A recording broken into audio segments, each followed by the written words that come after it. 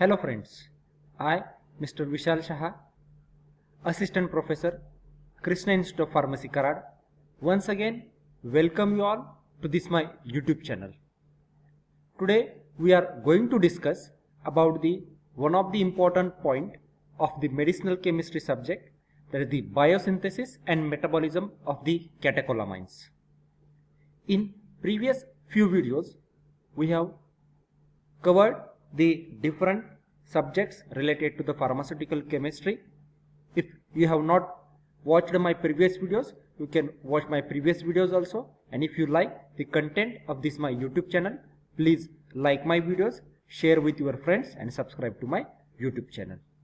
Now in this video we are going to discuss about the catecholamines. As you are aware about the catecholamines are nothing but these are the messengers which are present in the adrenergic nervous system.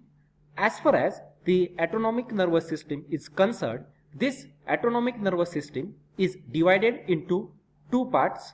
One is the adrenergic nervous system, which is also known as the sympathetic nervous system, as well as the second cholinergic nervous system, which is known as the parasympathetic nervous system. Now these catecholamines are acting as a messengers between the two neurons, that is the presynaptic neuron as well as the postsynaptic neurons. Now here we are going to discuss about the how these catecholamines are synthesized as well as the metabolized in our body. So let's start our today's session. Now before starting our today's session, just we will see the what are the learning outcomes of this session, means what you should understand after completion of this session. So after this session, students will be able to explain the role of catecholamines, biosynthesis of catecholamines, as well as the metabolism of the catecholamines. So before starting this session, just we will see what is the difference between the adrenergic nervous system as well as the cholinergic nervous system. Basically, as I told you, ANS is having two parts. One is the adrenergic nervous system and other one is the cholinergic nervous system. Adrenergic nervous system is also known as the sympathetic nervous system, while the cholinergic system is known as the parasympathetic nervous system. Now basically, depending upon the presence of the ganglions, here you can see the presynaptic neuron that is present in the parasympathetic nervous system, which is indicated with the green color, it is longer. So this is the main difference between the neurons that are present in the sympathetic as well as the parasympathetic nervous system. So presynaptic neuron that is present in the parasympathetic nervous system is longer, while in case of sympathetic nervous system it is having a short length. In case of the postsynaptic neuron is having a short length in the parasympathetic nervous system, while in case of the sympathetic nervous system, postsynaptic neuron is quite longer. So here in this case, the ganglions are present towards your organ, while in case of the sympathetic nervous system, ganglions are present towards the CNS. As you know, these neurons are originating from the CNS, that is the brain as well as the spinal cord. Now in case of the parasympathetic nervous system, the presynaptic neurotransmitter as well as the postsynaptic neurotransmitter is ACH. ACH is nothing but the acetylcholine. As well as you know, acetylcholine is a major neurotransmitter that is present in the parasympathetic nervous system, and in case of the sympathetic nervous system, adrenaline and noradrenaline, these are the major neurotransmitters that are present. Adrenaline and noradrenaline are also known as the epinephrine and norepinephrine respectively. So in case of sympathetic nervous system, though we are having a major neurotransmitter as a epinephrine as well as the norepinephrine, but whatever the presynaptic neurons are there or ganglions are there, so here there is a presence of the acetylcholine as a neurotransmitter. So it is not always that the sympathetic nervous system is consisting of only epinephrine and norepinephrine as a neurotransmitter, but in presynaptic neurons there is a presence of ACH as a neurotransmitter.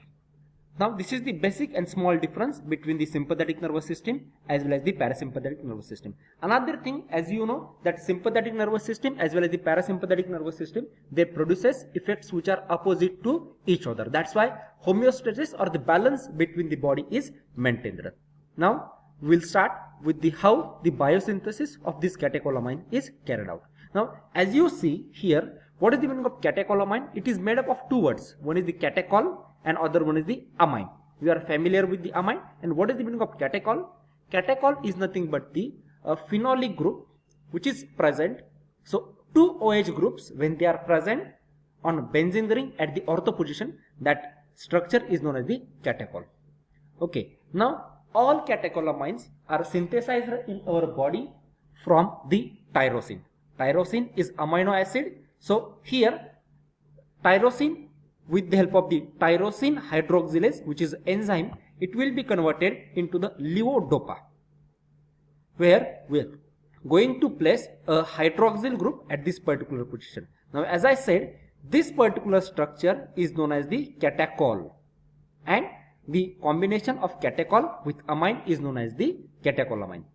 Now, further, L-dopa with the help of the enzyme dopa decarboxylase. What is the meaning of decarboxylase? It will carry out the removal of this carboxylic acid group, and L-dopa will be converted into the dopamine. So, it leads into the removal of the carboxylic acid group. So, further, dopamine with the help of the dopamine beta hydroxylase. Now, what is the meaning of beta hydroxylase? It will carry out the addition of hydroxyl group at the beta position. So, dopamine with the help of the dopamine beta hydroxylase, it will be converted into the norepinephrine, which is nothing but our noradrenaline. So, here you can see the changes that are occurring in this reaction. I have made it with the help of the red ink. So, now norepinephrine with the help of the enzyme N-methyltransferase, it will be converted into epinephrine, and epinephrine is nothing but your adrenaline. A difference between the norepinephrine and epinephrine is that additional CH3 group is present at this particular NH. So, we will get the structure of epinephrine. So, here norepinephrine is consisting of a primary amine, while epinephrine is consisting of a secondary amine.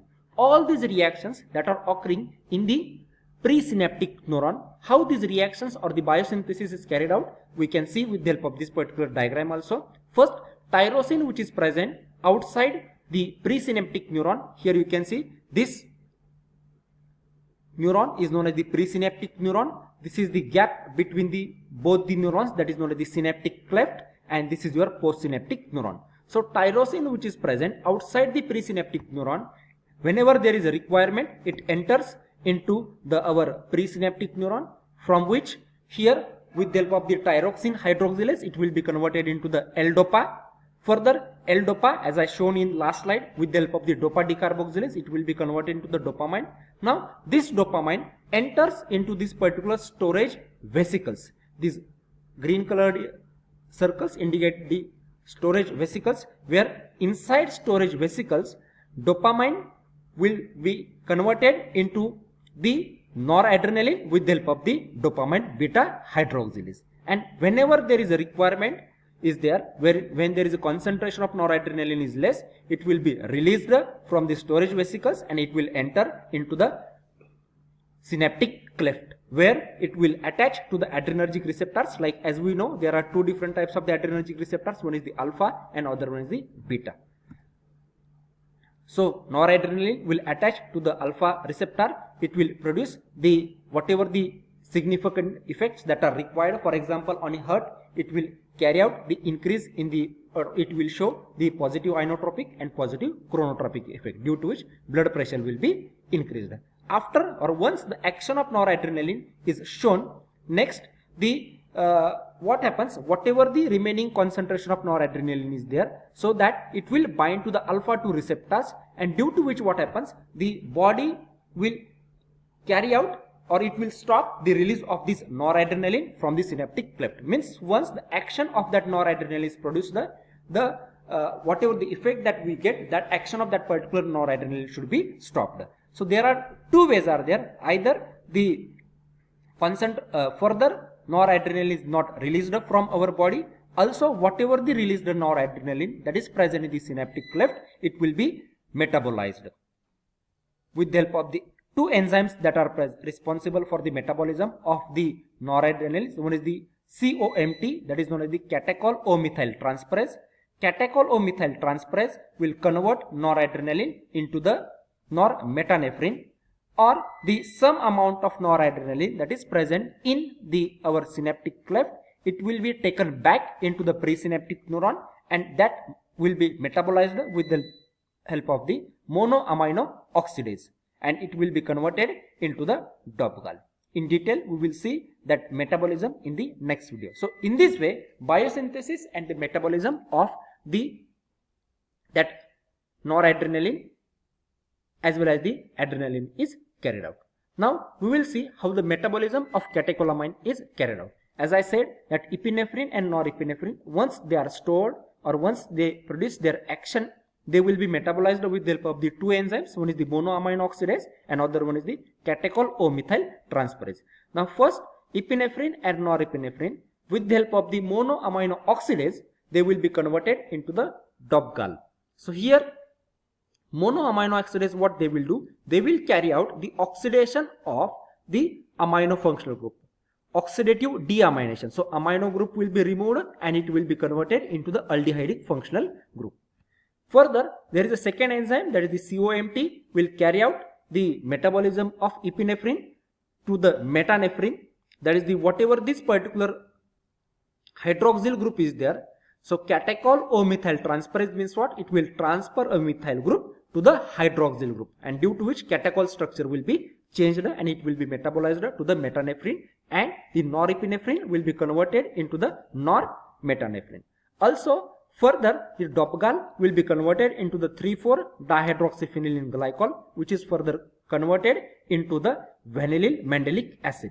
Also, metanephrine, and here this metanephrine and normetanephrine, with the help of the MAO, that is the monoamino oxidase enzyme, they will be converted into the vanillyl mandelic acid. So this is your last product that is obtained after the metabolism of the catecholamines. In this way, biosynthesis and the metabolism of the catecholamines is carried out in our body. So thank you for listening patiently. If you like the content of this particular my channel, please like my videos, share my videos, and subscribe to my YouTube channel to get more videos related to the medicinal chemistry as well as the pharmaceutical chemistry subject. Thank you very much.